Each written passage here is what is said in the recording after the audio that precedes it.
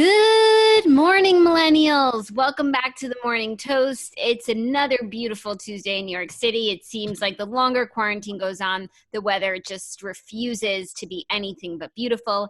Hey, Claude, HYD. Oh my God.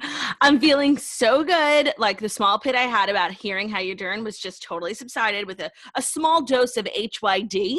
Well, you know what? I guess we feel the two ways that people feel about HYD. I love it. I think it brightens my day. I love saying it. It just gives me a burst of energy. And there's a lot of people who feel that way. And then there's obviously the people who are triggered. And I think that we represent both of those people. Now, today I hit you with an HYD because we're already having a rough morning. We're not going to go into it, but it's just torture. Just torture. Totally. And for those watching on YouTube, you might not recognize me because I've been looking like a hermit for the last 2 months. And now I've decided to do a full face of makeup and hair. And I thought that it would make me feel better. They say, you look how you feel. And I actually don't feel better. I feel really stupid.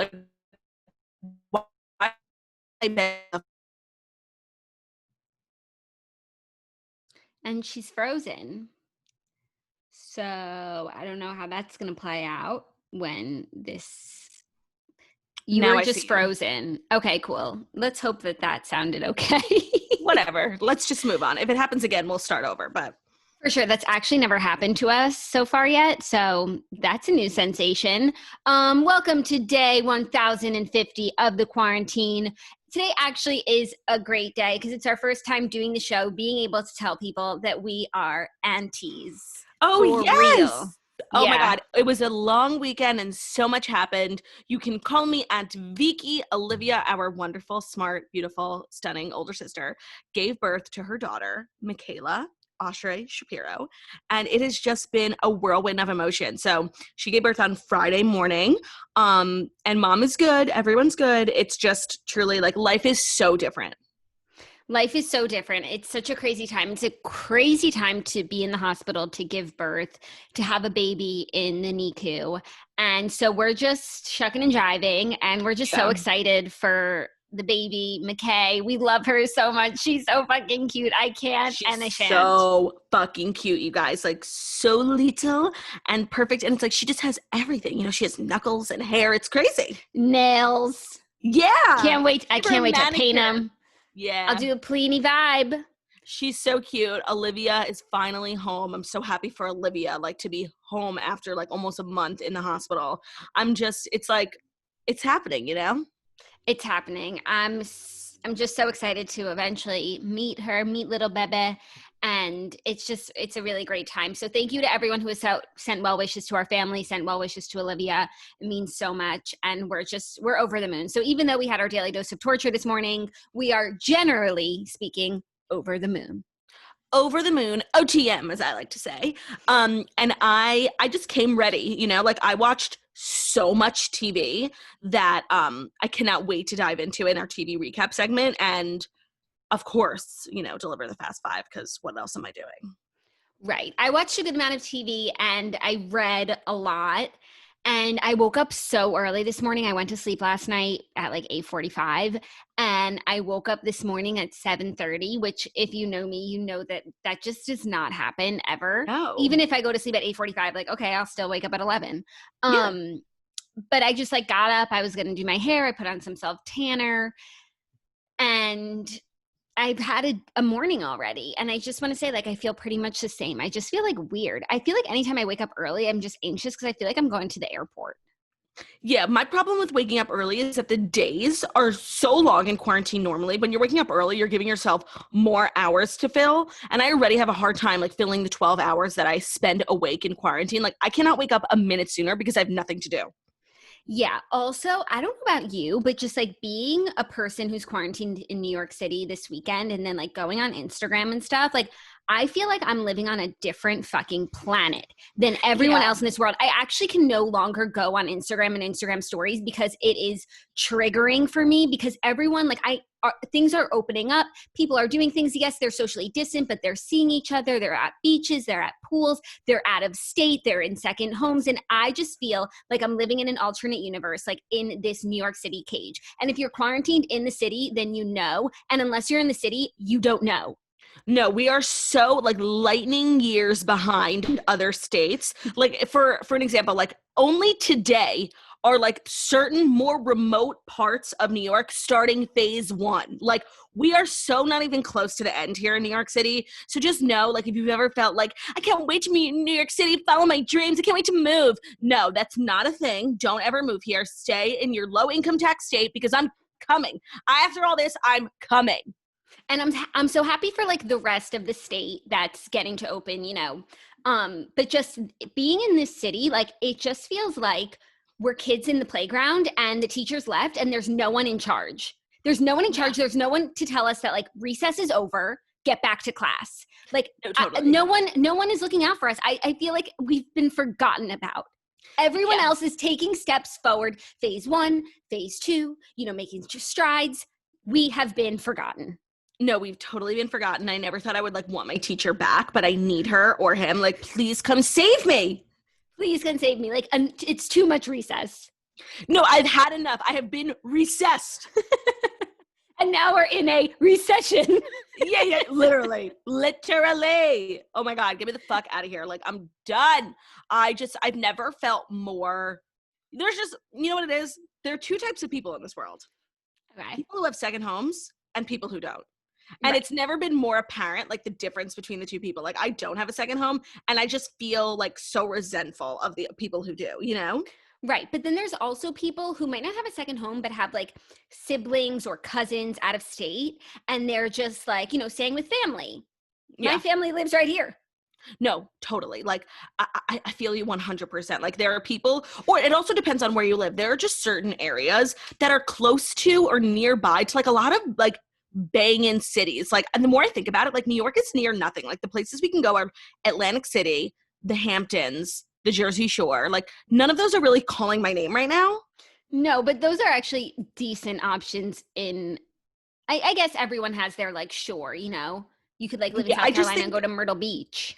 Right. So I've been feeling like my next stop on the Life Express is South Carolina. Like I need to be on the beach near the OBX. Like I'm just going to the Carolinas. And then I could sing like all about the Carolinas and those country songs. Yeah. No, I'm so here for that. I'm with you whenever you want to like put your foot on the gas and get out of the city. I just need someone to drive me. Okay. I can put my foot on the gas and physically drive you there.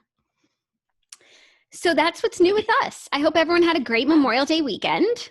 Oh, yeah. Oh, my God. It was like the most torturous Memorial Day weekend because I was getting my time hop from last year when we were all at Camp Toast being fabulous and not knowing that like the end was upon us. We were so naive back then. And I just missed that ignorance, We were so naive, like giving hugs, sharing jewels, just a crazy time. Yes. Yes. We honestly probably started COVID because we were like slobbering all over each other for 3 days straight.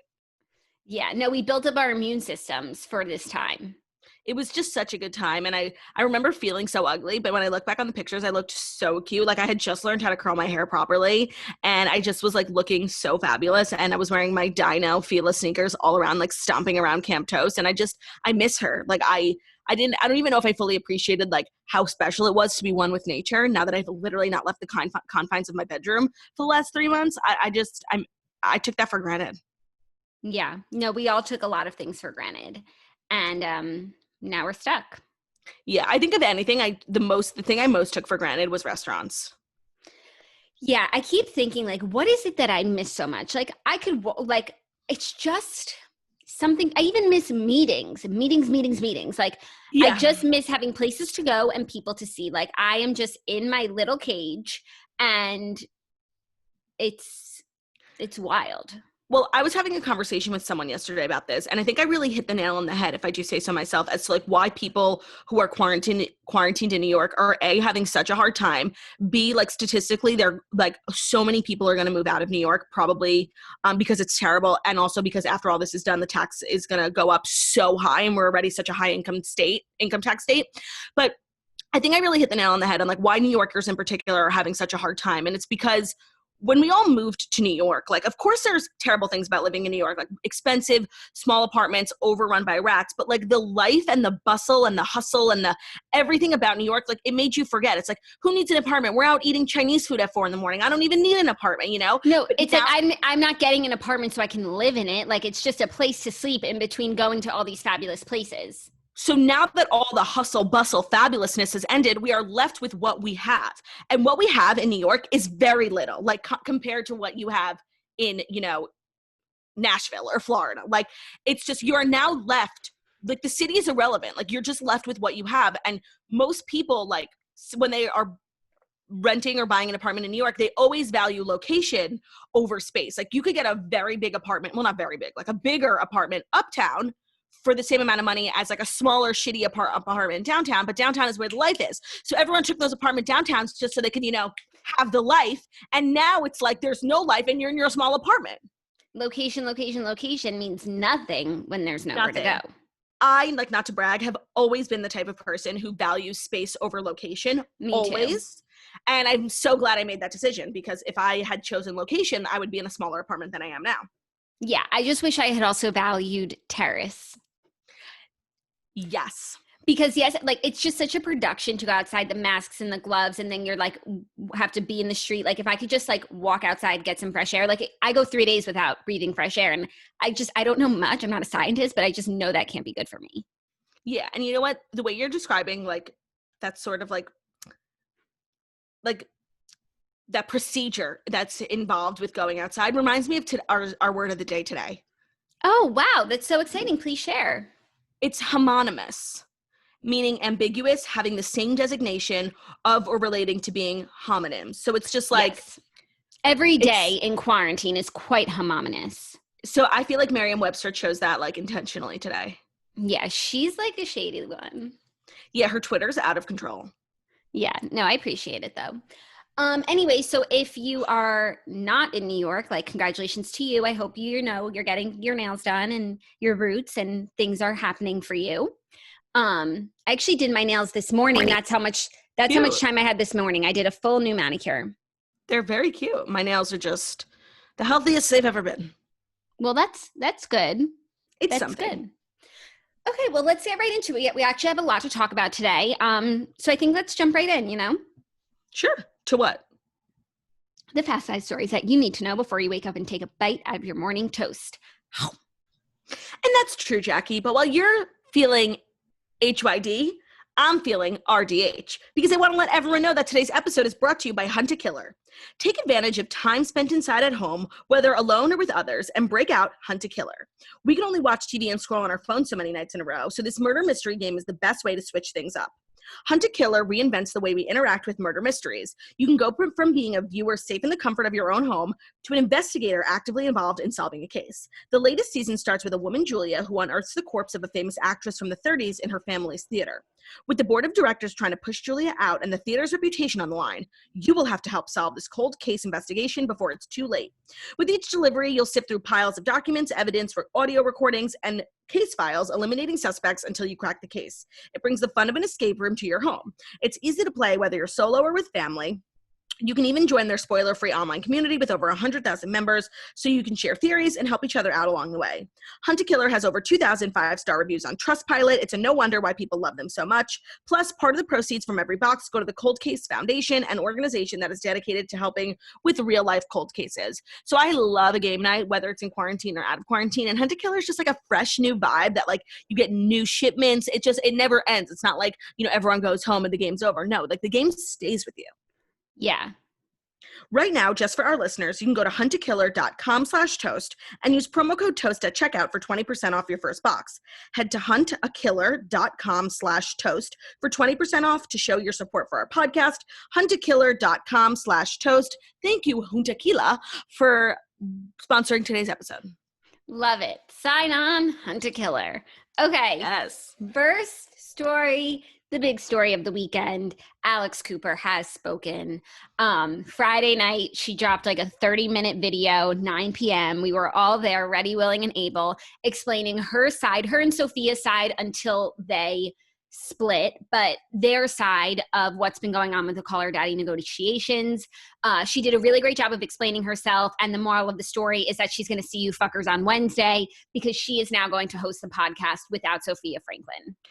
So before we dive into the semantics, I have to say, like, what a well-done video. Like, I love that she came with an outline. She came with notes, because when you're going through like a big scandal and you can't really speak on things, it is infuriating to see people in Reddit groups, Facebook groups, like speaking on your name as if they know everything. Like, as it's a matter of fact, they're like, well, I have a friend whose sister is friends with Alex and she said that Alex is like it. Like, you don't fucking know anything. And it's infuriating to see misinformation be spread about you and like no one questions it. So I love that she just like attacked every fucking rumor, because it's infuriating to be in that position.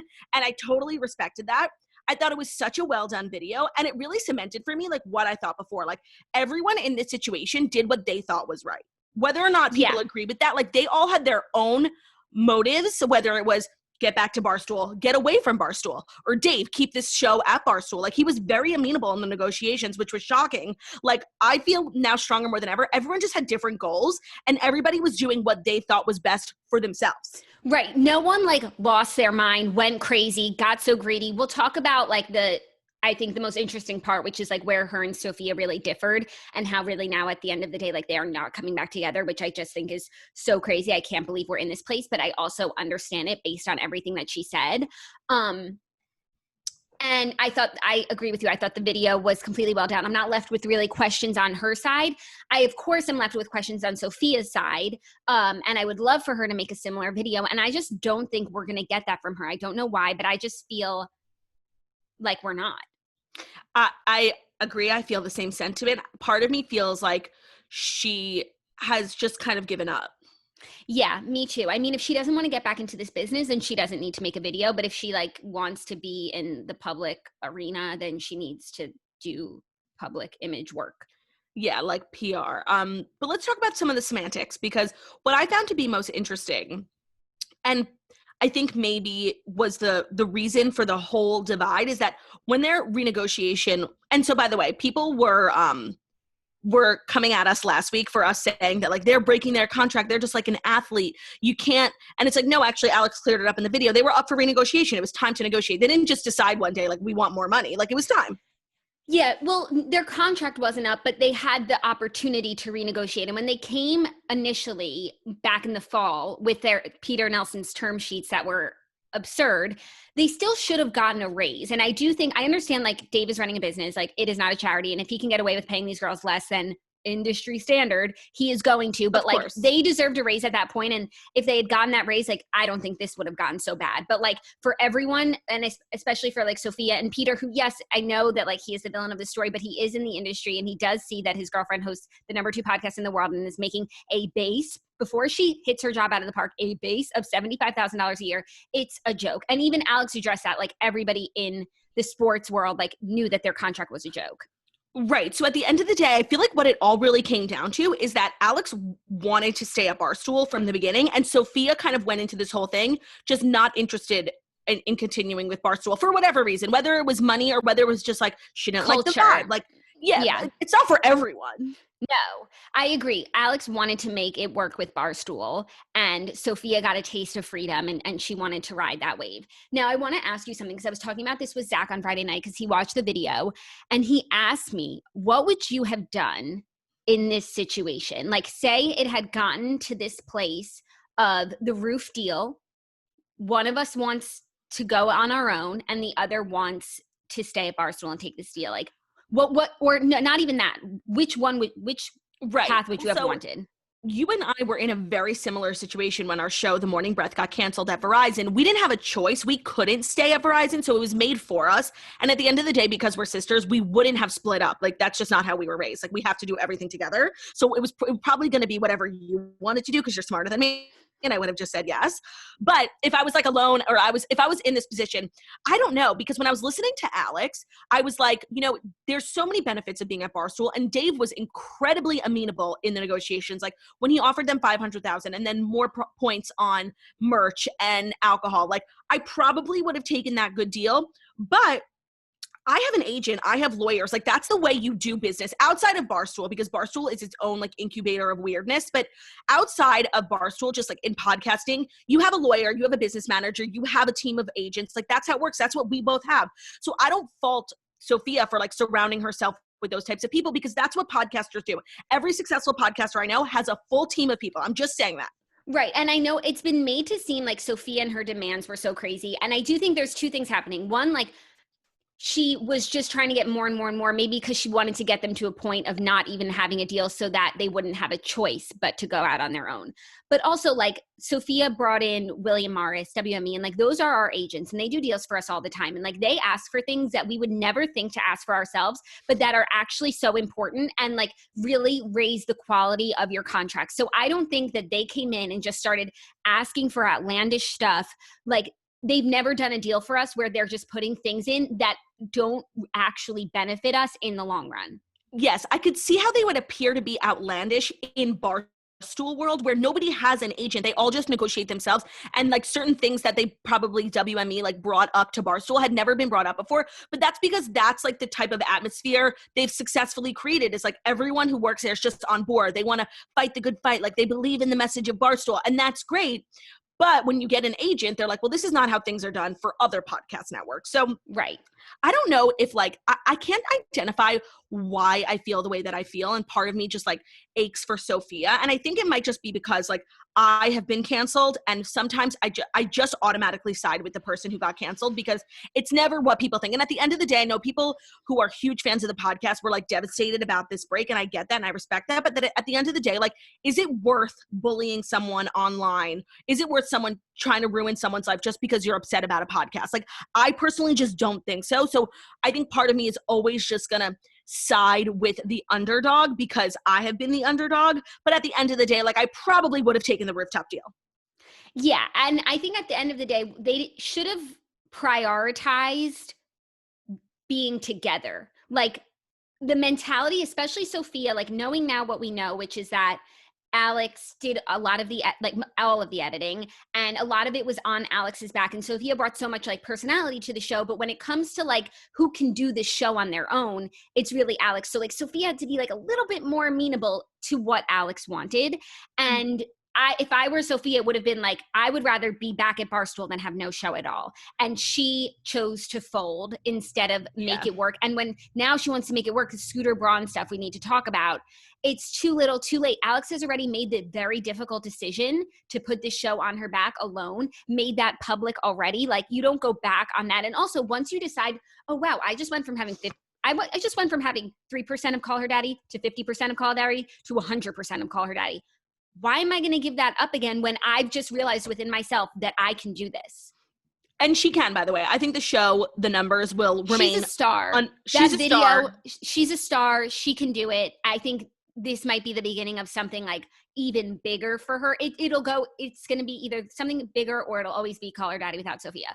But I do think that she has the stuff to be like a female Howard Stern. I completely agree. I think she's going to be fine. The show's going to be fine. It's probably going to be better than it ever was just because of the press this story got. And now so many people are just tuning in because they're curious, and they'll stay there because she's hilarious and she's beautiful and she's charismatic and she has, uniqueness, nerve, and talent. Like, she'll be fine. Yeah, no, the next episode and the next few are going to be like their biggest episodes yet. But let's talk in 6 months. Like, I think she'll be fine in 6 months, but that will be the real determining factor. Right now, the whole world is invested in this story. Like, of course, this Wednesday's episode is going to be like, no, crazy. She'll be fine. From the video, it was very clear to me that Alex's number one priority is the podcast and the listeners. Like, and that's really, if you're going to launch a successful podcast, that has to be your goal. It can't be money, fame, stardom. Like, it really has to be like the content and the community. And if you don't focus on that, like, you're not going to succeed. So I like had so much faith in Alex after watching the video because I feel like her priorities are in check. Of course, she needs to look out for number one, like get herself paid, of course. But it really came through that like her number one priority and her focus in this whole thing is just getting a good podcast out, getting the episodes churned out on time, edited properly, getting involved with the community, like making sure the listeners are taken care of. And to me, that makes a good podcaster. I agree. And now I think the place where she didn't completely drag Sofia, I didn't think at all. But the things that Sofia, if she cares, would need to answer for is like this feeling of like she never wanted the deal to work out in the first place.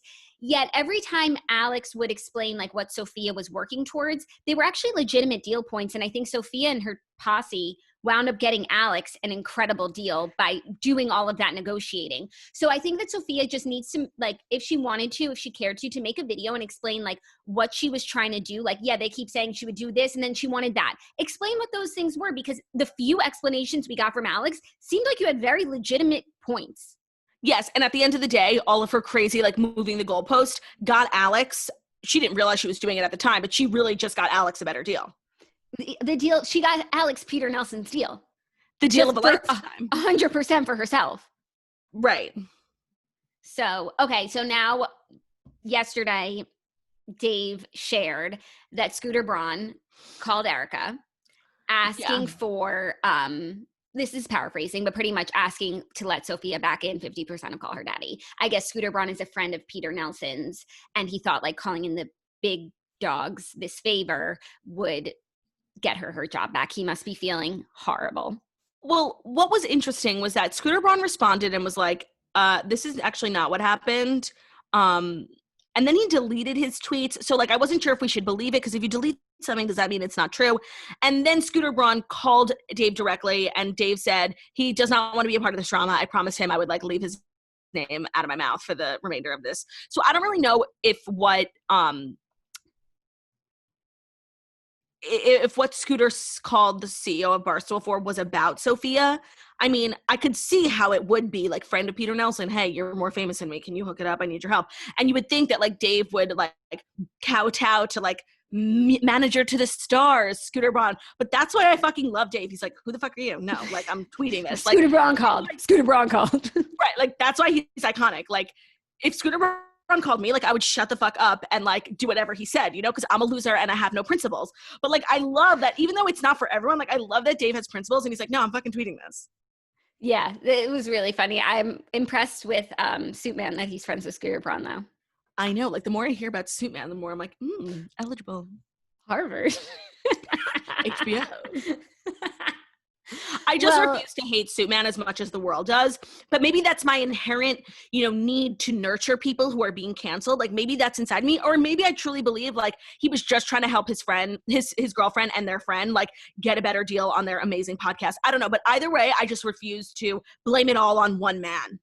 I agree. But I do feel like in watching Alex's video, like, I was putting myself in Sofia's shoes, and I feel like she got to a place where the Barstool deal was good, and she felt like she had to choose between like Barstool and Dave and Suitman and like industry standard, and there was no way, and I know she's choosing a man over her relationship, but like, they're in a very serious relationship. Like, there was no way that she was going to choose Dave over her boyfriend.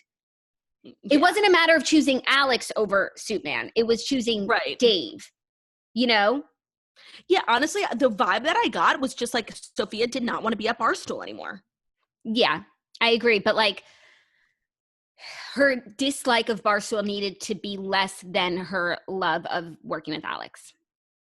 Right. You really hit the nail on the head when, if their priority the whole time had been presenting a united front, regardless of whether they were disagreeing internally, like, they just needed to present a united front to both the industry and Barstool to get what they wanted. And the minute that they showed the world that like they were divided, like, that was the beginning of the end. 100%. And you know what? I completely understand also, though, Alex going off on her own. Like, Sofia and her posse of lawyers and agents are fucking with Alex's money now. And at that point, it's like, okay, you might ruin this deal. I'm going to snatch it. Like, no, and that's why this whole situation's so frustrating.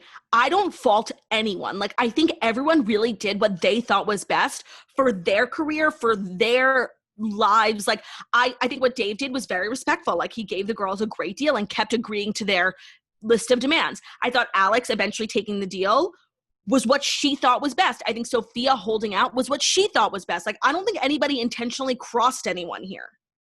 No, but sometimes a bad deal is better than no deal. And that would be like right now. Yeah, because Alex left. Is that the saying, that the bad deal is better than no deal? I don't know. Or is a no deal is better than a bad deal? I think it's a bad deal is better than no deal. I think that's the saying. I don't know. Sometimes I think a no deal is better than a bad deal. I've had some bad deals But then before. you get nothing. Like, hold on, let me look it up. Bad deal. Yeah, but sometimes better. what you get from a bad deal isn't worth your time and energy and happiness that you put into it. Okay, Harvard Politics says no deal is better than a bad deal. Yeah, I agree. Okay. Well, the opposite for this. Yeah, Actually, well, it's a not for great. Sofia.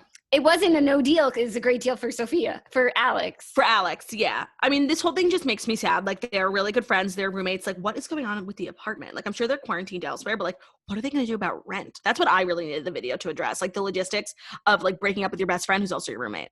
Oh no, I feel like that's pretty simple because now Alex is a millionaire and she can go get a new place, and also like Sofia could like live with Sue Man for a little bit while they work it out. I'm concerned with But so they're still going to pay rent? Oh, maybe one of them will keep the apartment. Maybe Alex. I think Alex will move out with her new paycheck.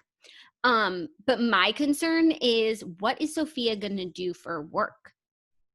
Yeah, I mean, she has 800,000 followers, and she's losing followers, but after all this is done, she'll have around 800,000 followers, and that is a career, whether you like it or not. Like, you can make a living off of that. Whether or not she wants to dive into, like, launching another podcast and being a full-time influencer, I don't know. Like, is her life with Sue Man enough? Like, sometimes love is all you really need.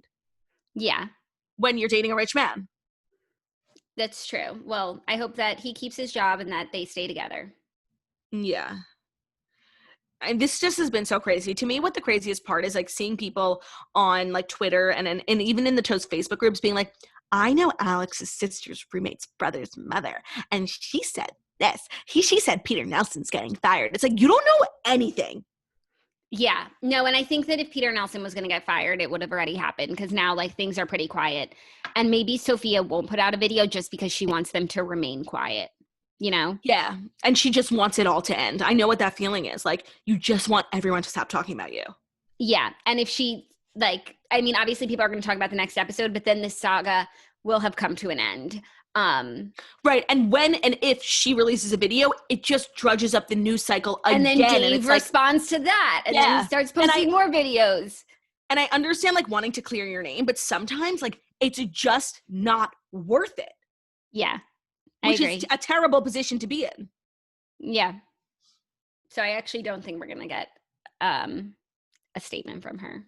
Because also I don't think Alex was really like lying or leaning, or I don't think her video was biased. I thought it was very fair. I thought it was fair too. I think Alex did a good job of speaking for Sofia up until a point. And then there's like a few things that Sofia could clarify, but I don't think that it's worth it for her to bring it back up. Well, I have loved recapping this story. Like, I love podcast news. I'm so sorry that like a friendship was broken in the midst, but like I'm loving, you know, podcasts being top priority in the news cycle because we deserve respect. Yeah, I agree. I think this really took the whole podcast world by storm. It showed that there is a podcast world. People are interested in it. And these girls are just so interesting. Honestly, I think you and I should split up because like we need that kind of press. We do need that kind of press, but we need someone who would be like narrating it. Maybe Snatchler being like, oh my God, emergency press conference. Like, oh yeah, we would need like a Dave. Yeah. She'll be like, I offered them a better deal on my roof and they just did not take it. No, that's what we were doing on the roof. I can't. Okay, are you ready for our next story? I don't know if Yes, I think we beat this horse into the ground. Yeah, we'll let you know. I'm excited to listen to Alex's episode. Me too. Okay, next story. Another shocker. Riverdale's Cole Sprouse and Lili Reinhart have split again, sources say. They're so messy. Like, I used to like read a headline about whether or not they were broken up or getting back together and I would feel something, you know? I feel nothing. I'm flatlined. I don't give a shit. When you're like in the news so much, like we broke up, Brian Austin Green, Megan Fox Kelly, like that whole like, we're together, we're not. Like, I'm done. You lost me after 2 fake breakups. Like, I'm officially out. It's going to be a no from me. What this says to me, it's like he's always going against the haters, like, stop talking about us, stop saying we broke up, we didn't break up, we're together. And now, like, this official breakup that's literally everywhere, it's not just rumors, it's, like, reported as real news. It just goes to show that all those other rumors were true, you know? No, by the way, totally. Like when he wrote his whole Instagram letter about like he not tolerating negative comments, like because people were saying he was like with Kaya Gerber or something. I don't know, but this now today makes me think all of that was true. Yeah, and you know what? When you are so private about your relationship, which everyone is entitled to, some people like love to Instagram story everything about the relationship and let people in. But when you don't, like, I stop caring. Like, I just don't really feel. And maybe it's also because I stopped watching Riverdale, so like I never got to see their chemistry anymore. Like, these are two people I genuinely don't care about. Yeah, I've already like made what's the word? I've come to terms with the fact that they're like not OTP because OTP doesn't keep breaking up and getting back together. And so now having this confirmation, like I feel prepared for the news. Yeah, I don't know if I ever thought they were OTP because they just seem so different to me. And I felt like in a lot of ways, like Lili was becoming, I mean, by the way, and I know nothing about them. I just felt like Lili was becoming the girlfriend that he needed because he's so weird in particular. That's just the vibe that I get. And I just feel like she needs to be free. She's like kind of particular too, though. But I just feel like he was like in charge of the particularities. Do you know what I mean? Yeah, I'm just worried now because I really like Bughead as a couple on the show, mostly because it leaves both of them too busy to bother Archie and Veronica, who I ship more than anything, Barchie. And so now that they're broken up in real life, I feel like Ryder Ross might break them up on the show because like it's not believable anymore. He goes by like what's going on. Like even Veronica started dating Melton. Reggie, yeah, when they were dating. And so like now as Betty's single, I just see her going after Archie, and that's just like not going to work for my Barchie standhood. By the way, that is so true. And I think Ryder Ross is a genius on many fronts, but one, because he leans into real life. We've said here many times, like, what makes a great franchise is true chemistry. And that leads me to something I wanted to talk about later, which is normal people. I watched. Talk about it. Oh, you did? I watched the first 5 episodes because I heard actually great things. And I read the book, and I didn't love the book, but I heard, and the show is better than the book. I would say like 75% of why I thought the show was so fantastic was because Marianne and Connell had such crazy chemistry. Like I felt like sometimes I was watching porn. Like they had to have been fucking in real life. Like there's no way you can have chemistry. I'm sorry. Neither of them are that good of actors. Like they had to have had something in real life because there was this electricity between them. Wow. Okay. I look forward to hearing your full recap. Yeah, I have a lot of thoughts on normal people. Next story, Grimes and Elon Musk changed their baby's name from what it was before to comply with the law. Grimes and Elon Musk have changed their baby boy's name, the Misanthropocene singer said, after it failed to comply with California law. The 32-year-old new mom shared the news on Instagram after a follower asked her what the baby's new name was. She answered with a different name that is confusing to read. Roman numerals, looks better, TBH. She said she removed the numbers to conform to California law. You're only allowed to have 1 dash in your name, according to California state. So that's why her 2-dash name was not going to work. No. I think it's that they had the numbers 12. They had 1, 2, 12 in the first name, but you can't have numbers in a name. So they changed it to XII, which is 12 in Roman numeral. But I also heard it had something to do with the number of dashes. Huh. That's what I read. Interesting. This is like the craziest story. I know. Yeah. I mean, this is just like when you're such an artist, you don't think about the logistics of the law. You know, you can't be held back by those types of like arbitrary laws, you know? No. So I totally understand how this happened. The law and the art just do not mix. No, because you know what they say, art is just lawlessness. Yeah. The law is reason free from art. You did not just quote that. Yes, that was a great quote. What is it? Law is free from reason? Art. Yeah, I think so. Or yeah, something. Or love? Hold on, let me Google it. Google's my best friend. I love the way the professor in Legally Blonde says it. From love. Passion. The law is passion. Yes. Reason free from passion. Aristotle. That's such an iconic scene in Legally Blonde. And then that tall guy who helps her get her books at the library, like he was the real hero of that movie. Honestly, that's what she was saying. Passion is art. The law is reason free from art. The law is reason free from passion. It's so fucking true. Like, oh my God. Honestly, I'm making that my Instagram bio. That's so funny. Hold on. Give me 1 second. Should I do it on Claude with no job or girl with no job? I think girl with no job. Like, I think a wider audience needs to know that. And I don't like my girl with no job one. the everyday implications of this phrase. Like it's so Law much more is what? reason free from passion. Period or no period? I think no period, like open-ended. Is it a sentence? Is it a complete sentence? Or is there Right. more It's to up to say? interpretation. Right. Saved. Oh my God, that is so fucking funny. Claudia, that's beautiful. Thank you for reminding me. Everyone, please make sure you pre-ordered my comedy special. It is available for pre-order on iTunes. It is $12.99. You can click the link in my bio, Girl with No Job. You can also take a look at my new Instagram bio while you're there. Head over to iTunes, buy it, support, please. I'm an up-and-coming comedian, and I could use the support of my fellow humanitarians. Love it. Okay, you ready for our next story? I love how love it has become a way for you to be like, cool, shut the fuck up. We're moving on.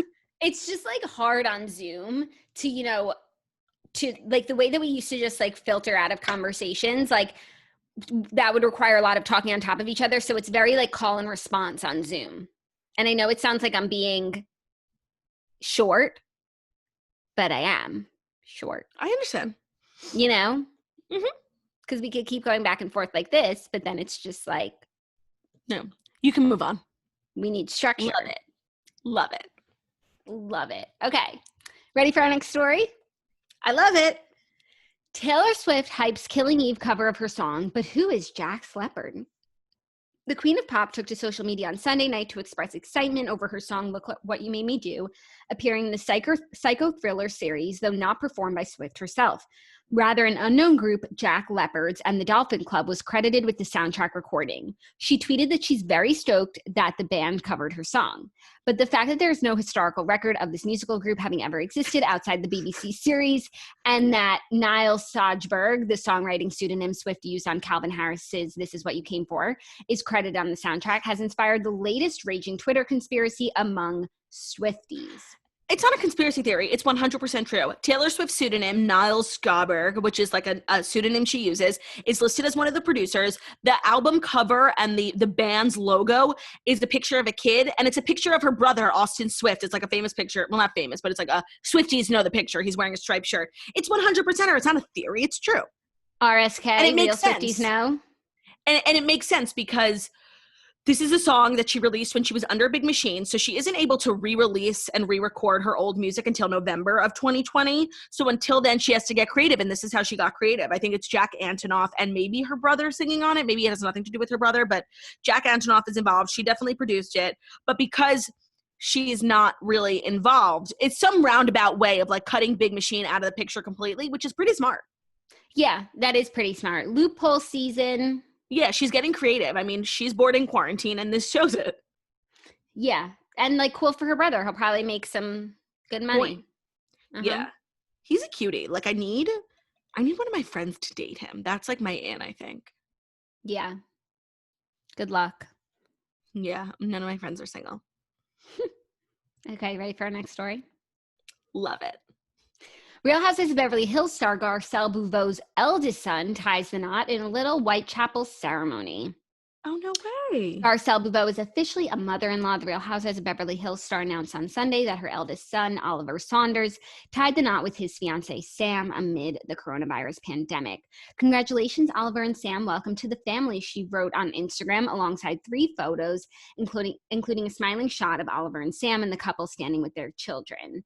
Beauvais also shared a snap of the newlyweds at a little white chapel where they stood next to one another in front of a walk-up window and under a sign that reads, "The Little White Wedding Chapel Drive-Through Window." Oh, that is so cute. I love Garcelle. Any simcha for her is a simcha for the world. So I'm just wishing her and her family a lifetime of happiness. I completely agree. And I love a chapel wedding in these quarantine times. Like I love people who are getting creative and that are still choosing to get married in different sorts of ways. And I love it. Yeah, me and Ben were having this conversation. Like if we were in this position, what would we do? And what I said, and I think I really meant it, is I would definitely get married legally. So like go to a little white chapel or just go to City Hall or whatever's open. Just so I didn't have to like delay the start of my marriage. But then after like a year, I would throw a fucking rager. Yeah. I agree with that. That's what I would do. Great. Well, maybe we could still throw a rager anyway. Oh, no, I'm in.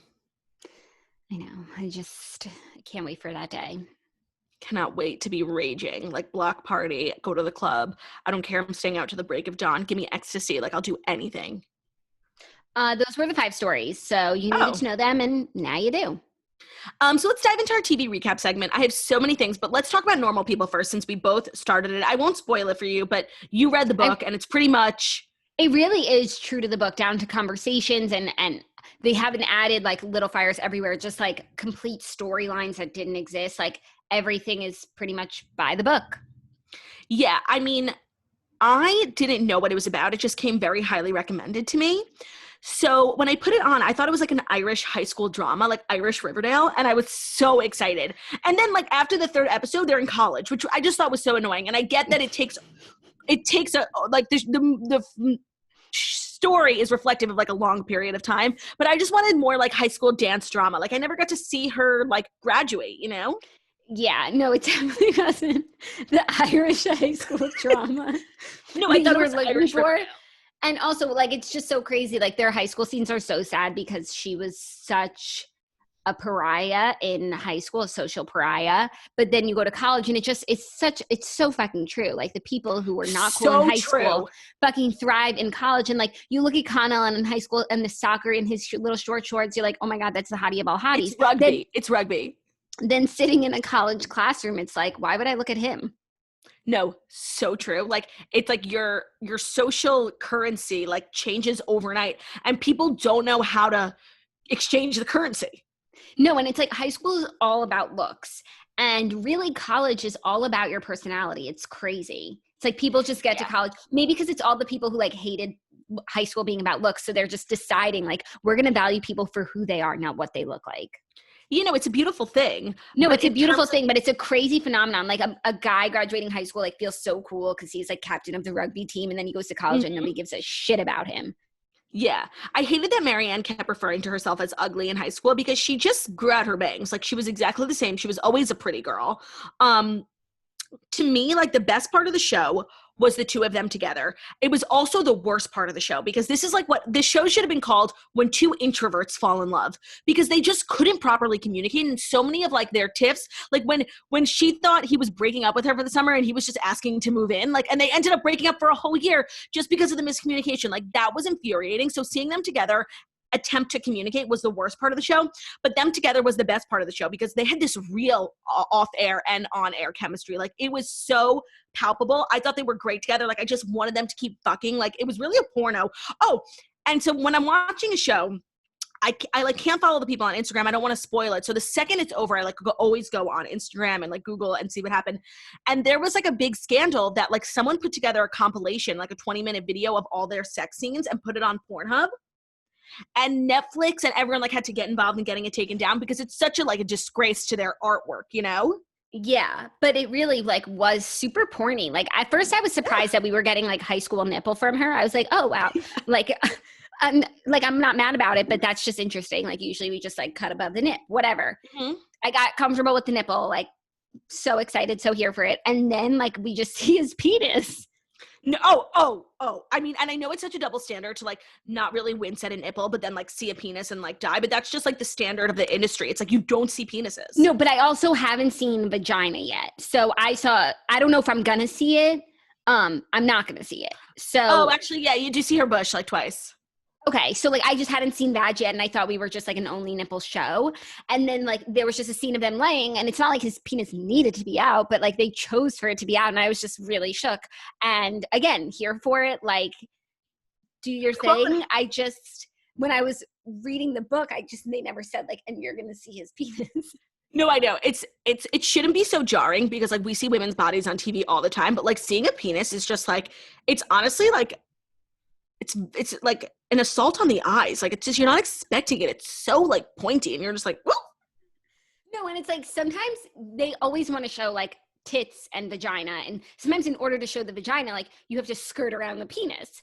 And they always skirt around. So like just to see like the penis like in its natural environment, like when nobody like was needed to see it, you know, like it wasn't collateral damage. No, I understand. Like, we have been so trained by the patriarchy just to like skirt around the penis. And so for them to have shown it to us in a scene where it wasn't necessarily even a factor, like it wasn't, they were just laying on the bed. I know what you mean. It's very shocking. But like, you know what? Like, good. They woke up that morning and said, hey, I think I'll show a penis today. I mean, literally in the Game of Thrones entire series, there was one penis when Arya goes backstage at that point. And it like took the world by storm, even though we saw it shouldn't be that big of a deal. Like, just show the penis. Yeah. No, and I guess it's what normal people are trying to do. It's like normal people have penises. Yeah, they do. And so the show, I mean, the ending, like, I guess it's up to interpretation, because when I put it on my Instagram story, I got like so many people who were like, it means this. And then other people were like, what did you say? I tapped through because it was a spoiler alert and just in case, but then I heard the ending's the same as the book. So what did you say? So, spoiler alert. I thought that the ending, they're not together anymore. They're not going to be together in the future. It was like they both serve the purpose for each other of like, he kind of got her out of this very dark place. She like showed him what love is. And they both like, they serve their purpose for one another and they can go on with their lives and use what they learned in this relationship in the future. And some people thought that like it was left open that they're going to get back together when he comes back to New York. When I watched it, I just felt like this makes no sense. Like, they were genuinely in love. Like, she didn't really have anything holding her back in Ireland. Like, why couldn't she go with him? They were so in love. Like, it just didn't make sense to me. Yeah. That's pretty much how the book ends too. But just the way that I read it was like, they're meant for each other. They're going to end up together. They're always on and off due to like life circumstances. This is just another off period, but like I see them being together in the end, but he's going to go and like do his thing. You know, cause he's not going to like just give up a great opportunity for her, but she'll be there for him when he gets back. Even if she's in another relationship, like, you know, they'll break up and they'll get back together because that's just what they do. Yeah. I just wish there was more like, of a concrete answer. Like, I hate when people leave things open to interpretation. Like, just tell me what the fuck happened. Yeah, I could understand that, how that's frustrating. But when I read it in the book, I just didn't really care. I was over it. Yeah, no, by the end, I was like kind of over it. It was really frustrating to see them like just not be able to get it together. Yeah, that is really always frustrating, especially in a show. Like, that was kind of like that movie we watched, Love, Rosie. Oh, okay. So it reminded me of Love, Rosie so much. Maybe it was because it was like both in Europe, but like the whole vibe was so similar. Like, they kept missing each other. They were definitely the right people for each other. They were on cobblestone streets in Europe. It gave me so much Love, Rosie vibe. Yeah. I feel that. When you read that sort of story in a book, though, it's not as annoying as when you watch it in a show. That's possible. It was like exhausting in the show. Yeah, I'm only halfway through, so I'll let you know what I think about the rest of it tomorrow. Just want to give a book update because that's what I've been doing reading. I finished the Southern Book Club's Guide to Slaying Vampires, and it was fucking weird and so creepy and gross at times. But if you're into like weird stuff, which a lot of people are, I would recommend it. It was a fun one. It was an easy read. I'm ultimately so glad I did not choose it for the redheads. You guys would have murdered me. And then I also started The Most Fun We Ever Had by Claire Lombardo. It's really long, but so far it's really cute. And I'm just like taking my time with it and enjoying it. So that's that on that. Yeah. So for me, I watched so much fucking TV, and it was really the weekend of Hulu. Like, I didn't get off Hulu. I watched Dave, which is all on Hulu. It was like short and sweet. Ben really liked it. It was funny. It's one of those shows where it's like you like everything about the show except the main character. Like, Dave is just so fucking annoying, and he thinks that he's the greatest rapper of all time, and he's just like, he's funny. Is that the one with that guy? Lil Dicky. Yes. Yeah, it's like about him. He plays Lil Dicky. His name is Dave. It's all about like him becoming a rapper. I'm sure like some of the stories are definitely rooted in fact. It's infuriating to watch. Like, he's so annoying and he just makes the worst decisions. That's really annoying. But they have so many famous people on it, like Kourtney Kardashian, Charlemagne was like, they went to the Breakfast Club. Like, it was cool to see so many like real rappers and celebrities, but it was just infuriating. Damn. Okay, I'm not going to watch that. I had no plans to. No. I'm sorry that you I watched had to. season 4 of Working Moms, and it was fine. Like, it got me through the day. It was fine. It wasn't amazing. I just liked the show. It was fine. That's all I have to say. But what I really came on this show this morning to talk about was The Handmaid's Tale, because I started it. Okay. I started one episode, and I was like, you know what? I'm not going to watch this. It gave me such a pit. Like the show, it's just about this like fucked up cult. And it really aches at your heart. And so I wasn't going to watch it anymore. But something just kept, like, I kept thinking, like, I wonder what June's doing. Like, I really wanted to know more. So I made the decision to watch a couple episodes last night. Ben came in around the 5th episode, and it was such a mistake to let him watch with me because I just find it annoying when people ask so many questions. So before we watched, I gave him like the whole spiel. Like, they're in this cult, they took over the country, blah, blah, blah. Ben is just getting lost in the minutia of the cult. He's like, well, how did they move into this house if they were in a cult? I'm like, it doesn't matter. Like, he was just being so specific, like not even about the storyline, just about like the logistics of how the cult took over, which they don't tell you yet. Like, it was just, I'm like, Ben, we don't know. Shut the fuck up. He was bothering me so much. And now he is like a very sensitive soul, you know? So he couldn't sleep all night because it's such a fucked up show. And he literally like came in this morning and he was like, I can't believe you made me watch that show. It broke my spirit. Okay, now I have a question for you. Like, why were you even tempted to watch one episode? Like, if I had to think of like the least you show I could think of in the universe, it would be The Handmaid's Tale. I know, and my anxiety and like my battle with mental health is so bad in quarantine. Like, I really shouldn't watch it, but I'm just like, I'm kind of intrigued. And I watched it because I want something that I can be invested in. Like, I'm watching the 30-minute show, Dave, working mom. It's nothing. It's like silly.